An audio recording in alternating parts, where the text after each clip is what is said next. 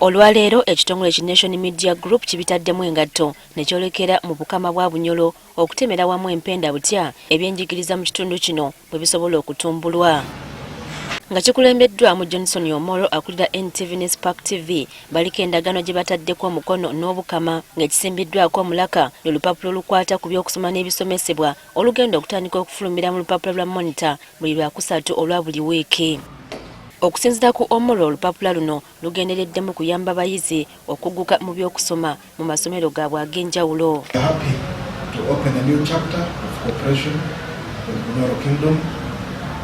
To improve literacy levels in Bunyoro through the newspaper in education that runs every Wednesday. Mbwera lwakuyambako abayizi n'abasomesa okwongera okukenkuka mu ngeri ensomesa empya gy'erina okukwatibwamu. Newspaper in education will offer the teachers and the students at large an opportunity to be able to revise their curriculum to ensure that they are better informed on matters of education. And through that, we hope that literacy levels will be improved in Bunyoro. Andrew Byakutaga Katikkiro wa Bunyolo yabaddewo ku ntegeeragano eno asimye Monitor okusituukiramu okutumbula ebyensoma mu kitundu kino. Guli mukisa gwa maani muno kuteeka enkolagana eno tugonza kusiima Nation Media Group Monitor Publications abasoboire kwijja okutugamba nti bakwenda kukolagana naitwe kutwala mu maiso ebyenyegesa.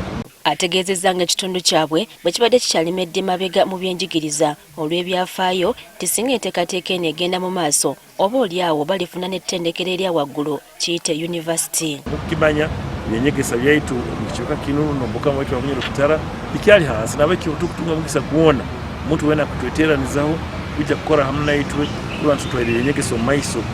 Eric Makanga avunaanyizibwa ku lupapula luno olujja lu newspaper in education ategeezezza ng'Obukama buno bwe bugenda okuba obusaale okutumbula olupapula olw'ensonga nti bulimu abantu bangi ate abaagala ebyenjigiriza.